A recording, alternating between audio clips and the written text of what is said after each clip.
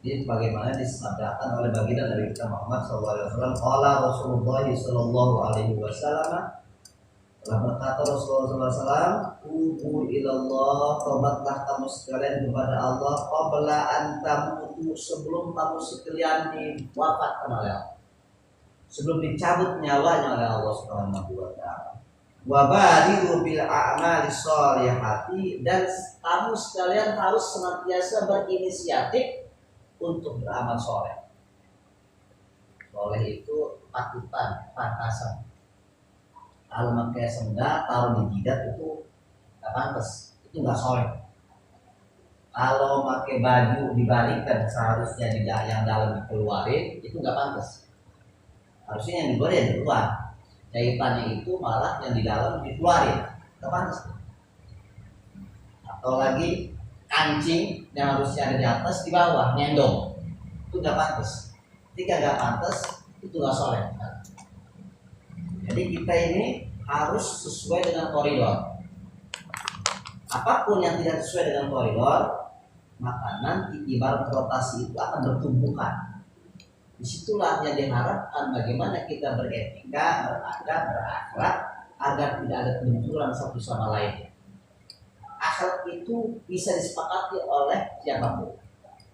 Lintas agama, lintas paham, lintas ormas, macam-macam lintasan. Ada akhlak. Tapi ketika kait tentang aturan-aturan agama, itu masing-masing kita punya aturan. Akhlak adab Islam itu sudah disempurnakan oleh Allah Subhanahu wa taala melalui ajaran contoh yang diajarkan oleh baginda Rasulullah. Bagaimana Rasulullah katakan apa? Innama bu'itsu liutammima makarimah akhlak. Aku diutus untuk menyempurnakan akhlak. Dan ketika kita berinteraksi dengan Allah, awali dengan taubat terlebih dahulu. Semoga ibadah kita itu punya nilai, punya makna, punya arti, dan akan Allah terima dan disempurnakan ibadah kita ketika kita ngawali dengan taubat. Kita nggak tahu. Kadang-kadang kita lebih fokus menilai ke orang lain. Dan ini ada pertanyaan konyol kadang-kadang. Ini sebenarnya nggak boleh kita menyamakan agama kita dengan agama orang lain. Salah satu bukti orang mulutnya itu menyamakan agama kita dengan agama orang lain. Ada pertanyaan konyol, orang muslim itu, orang Nasrani itu kira-kira masuk surga apa enggak? Itu konyol. Itu nggak usah ditanyakan sama kita. Seharusnya kita bertanya untuk kita, kira-kira ini saya ini sholat itu diterima oleh Allah apa enggak? Masuk surga apa enggak? Begitu. Harusnya kita ngaji untuk kita, bukan untuk nilai orang lain, supaya kita ini hidupnya benar. Bukannya ini kita harus membenarkan orang lain sementara kita nggak benar. Benerin diri kita dulu. Insya Allah nanti cahaya kebenaran itu ketika kita sudah sesuai dengan koridor Allah akan dipantulkan kepada orang lain. Itulah dakwah bil hal namanya. Dakwah bil hal. So itu lebih utama. Lisanul hal afsahu min lisanil maqal.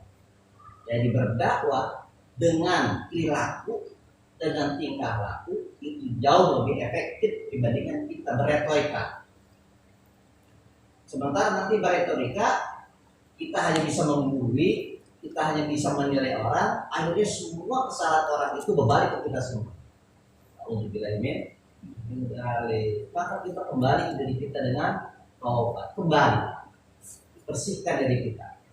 Tubu ilallah, taubatlah kamu sekalian kepada Allah qabla an tamutu, sebelum kamu dicabut nyawanya, diwafatkan oleh Allah Subhanahu wa taala.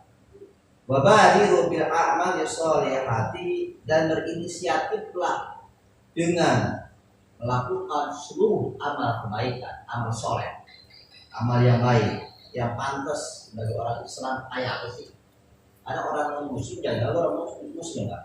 Orang yang tidak beribadah saja, itu menilainya perilaku kita. Orang non muslim itu nggak akan percaya sama Rasulullah, nggak percaya sama hadis Rasulullah. Yang dia nilainya itu bukan itu, karena nggak paham. Yang dia nilai adalah perilaku kita sebagai orang Islam.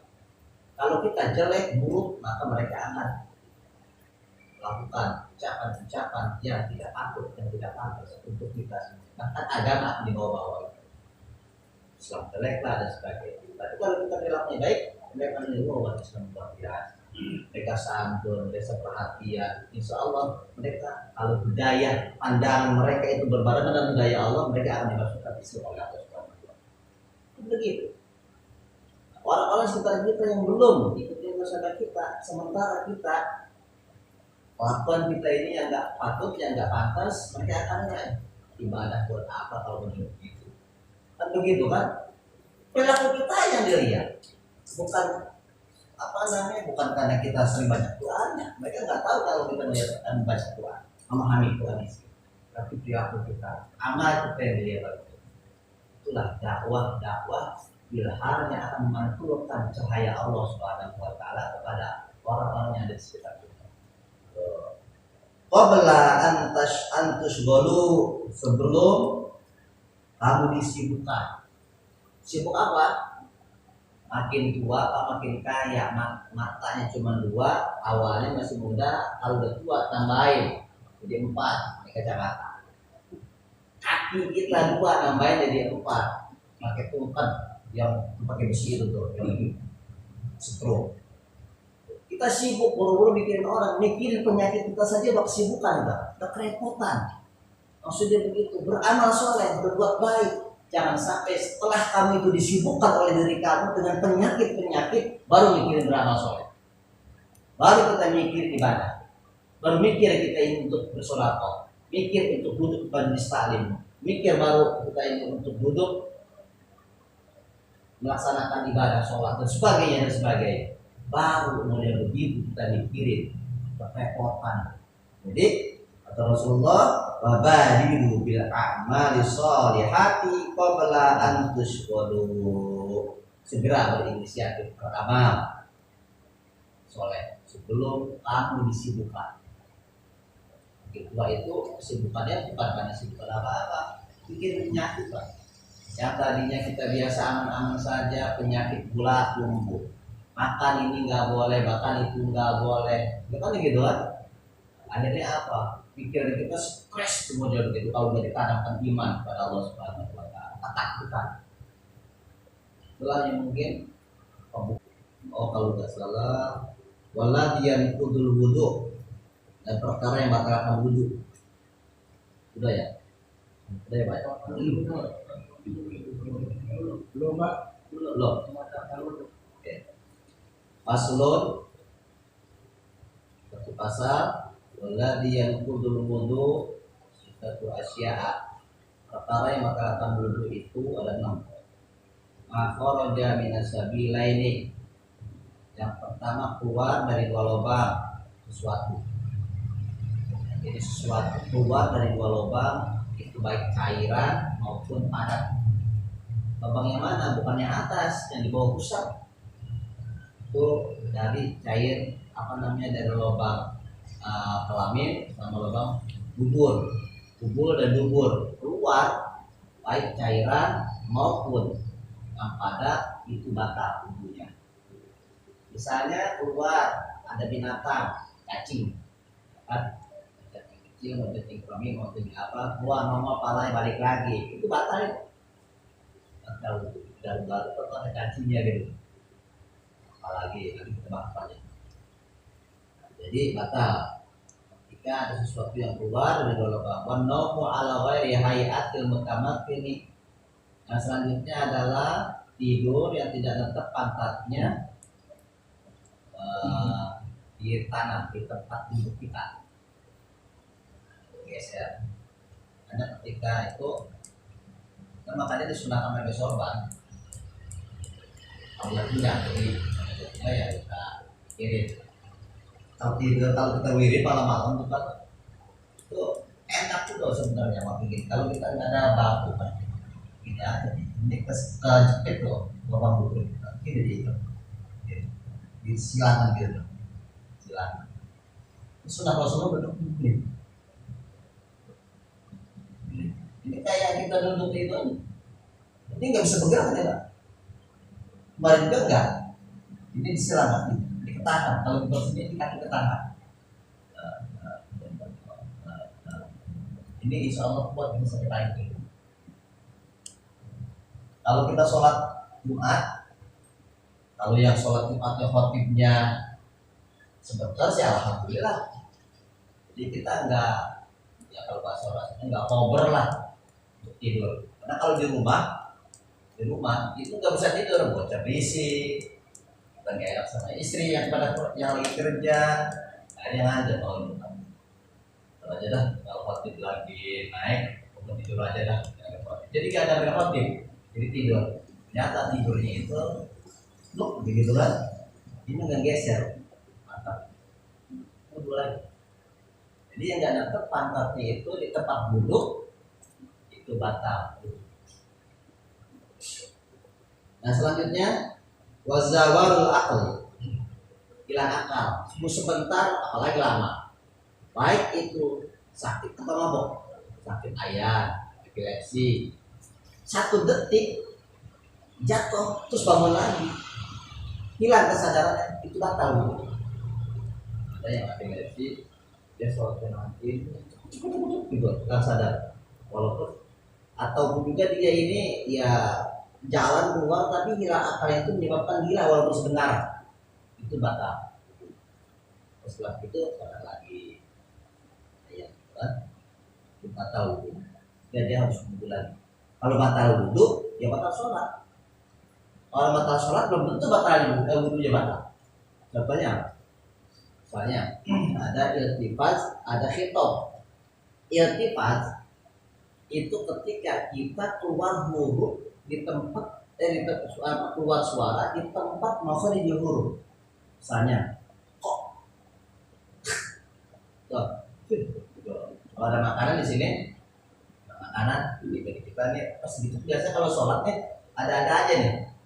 Kalau tadi ketemu itu nggak keluar kacang itu, makan kacang gitu. Pas sudah sholat, sentuh kita baca Quran, baca Fatihah, jatuh, ditelan batal, dikeluarin, itu takut batal, ditahan di sini. Akhirnya baca Quran juga numpuk air udah di mulut kita. Ada nahan makannya ada di situ, tidak mau dikeluarin. Keluarinnya jangan ditiup, ya ini. Nah di sini nanti masuk huruf A, masuk huruf, huruf short atau huruf sin itu sah. Huruf A itu maka keluar tempat keluar huruf itu. Jadi bagaimana tempelkan bibir, dorong lidah, ambil pakai tangan, masukkan ke kantong, tidak batal wudhu. Tapi kalau ditiup, atau dilemparnya, lagi ditahu. Nah, yang dimaksud makan sholat itu makan itu ya begitu. Kalau nggak mungkin kita makan satu nasi satu piring itu ada depan kita lagi sholat, nanti terus Allah makan dulu gitu, terus Allah musim hukumnya kan nggak mungkin. Yang dimaksud itu adalah makan sedikit dan jangan nyangin kalau bersama kita itu batal. Coba ya. Yang selanjutnya dengan sebab itu mabuk atau marot atau dia sakit nggak akalnya. Walau musul rojulul mar'ah al ajnabiyah menyentuh, nah ini khilafnya, menyentuh persentuhan laki-laki dan perempuan yang sudah balik, yang sudah ajnabi, yang sudah besar, orang lain loh, sama anak dan apa. Ini mazhab Syafi'i begitu. Jadi persentuhan. Ada yang tidak punya paham tidak batalkan hukum, monggo, nggak apa-apa. Sini mazhab Syafi'i persentuhan kulit yang ajnabiyah sama istri itu batal. Kenapa? Karena ketika Sayyidina Imam Syafi'i waktu dia berfatwa dan ijtihad di Irak memang nggak batal wudhu. Wudhu itu istilahnya wudhu bersentuhan kulit nggak batal tuh fatwa yang pertama. Direvisi oleh Imam Syafi'i ketika di Mesir, berubah istihadnya, bukannya nggak konsisten dengan istihad, bukan, karena dilihat daripada kultur masyarakat itulah ada namanya tarikh asli, Pak. Jadi istihad hukum itu merunut metodologinya Al-Quran, hadis, Al-Quran kan global. hadis itu mulai merinci hadis. Hadis pun juga nggak gampang memahami hadisnya. Bagaimana? Yaitu dengan ra'yu, dengan kias.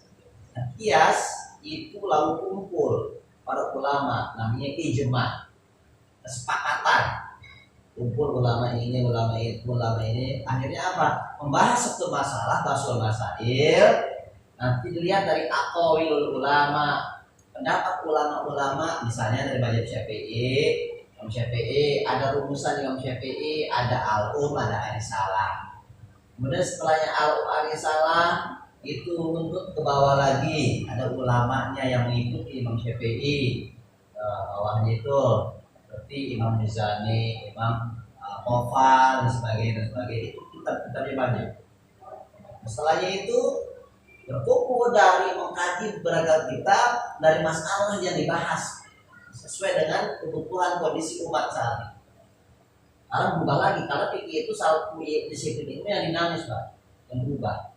Tapi bukannya berubah dengan hawa nafsu, kan? Tapi dengan sesuai dengan kondisi yang itu selama tidak bertentangan dengan syariat, dengan Al-Quran, dengan hadis, dengan ijma, dengan qiyas, dengan maslahatul mursalah, dengan qaul sahabi, itu bisa diterapkan.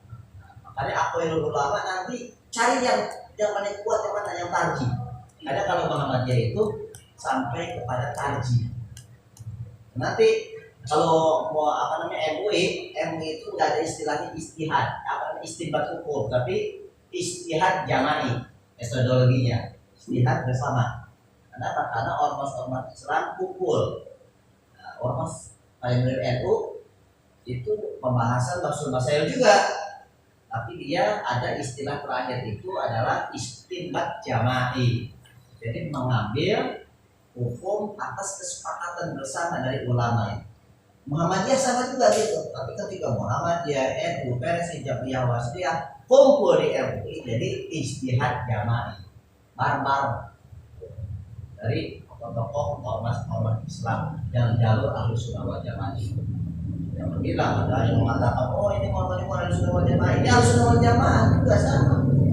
Kemudian FPI Ahlus Sunnah wal Jamaah juga, pokoknya selama itu pakai Al-Quran, hadis, kemudian ijma, kemudian dia sholat pada kibatnya bareng, Quran juga bareng, hadis juga bareng, itu Ahlus Sunnah wal Jamaah.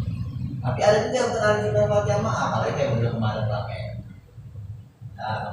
Namanya muncul yang baru, bahaya batu yang kita sendiri, awalnya sendiri, lagi nabinya sendiri juga. Kalau makin halus dalam keislaman itu khotam nabi ini itu sudah tertutup. Tidak ada lagi nabi dan rasul antara risalah tawan nubuwwah taqat in qata'at ala rasul dan nabi wala ba'di. Nabi dan rasul itu sudah terputus. Padahal itu karena wahyu sudah terputus, nabi dan rasul sudah tidak ada lagi. Tidak ada terus. Tapi nanti pengikut-pengikutnya itu yang namanya ulama-ulama, al-ulama as-sobihu fil ardi kata Rasulullah. Para ulama-ulama itulah adalah penyinar pelita di muka bumi. Diteruskan oleh ulama, kumpul ulama itu punya paham yang berbeda pro kontra, akhirnya apa? Diadu argumentasinya dalam satu majelis, jadilah istihad. Istihad dirumuskan itu bisa disebarkan ke umat. Seperti itu. Ya, ketika ini istihad Imam Syafi'i, dulu kan nggak ada ulama-ulama karena memang sesuai dengan tarafnya saat itu yang paling tinggi di Imam Syafi'i. Setelahnya Imam Hanafi sudah wafat, Imam Malik sudah wafat, Imam Hambali itu adalah murid Imam Syafi'i. Imam Syafi'i belajar kepada Imam Malik, Imam Hambali itu belajar kepada Imam Syafi'i. Imam Syafi'i itu dia pakai kunut, Imam Hambali nggak pakai kunut, berantem nggak? Nggak berantem, nggak ada berantem ulama-ulama dulu. Berbeda pendapat biasa. Tapi ketika dalam satu majelis ada ini Imam Syafi'i, guru Imam Hambali, dia hormati, dia hargai Imam Syafi'i itu oleh Imam Hambali. Jika diarah kepada Imam Syafi'i, ternyata pengikut-pengikutnya, murid-muridnya Imam Hambali, dia berkunut waktu subuh. Tanya sama muridnya, Syekh, wahai tuan guru, kan Anda berfatwa tidak pakai kunut. Kenapa tidak pakai kunut? Sementara kunut itu pendapatnya guru Anda. saya ikuti pendapatnya guru saya, ada guru saya berpendapat itu guru. Setelahnya dia pulang, biasa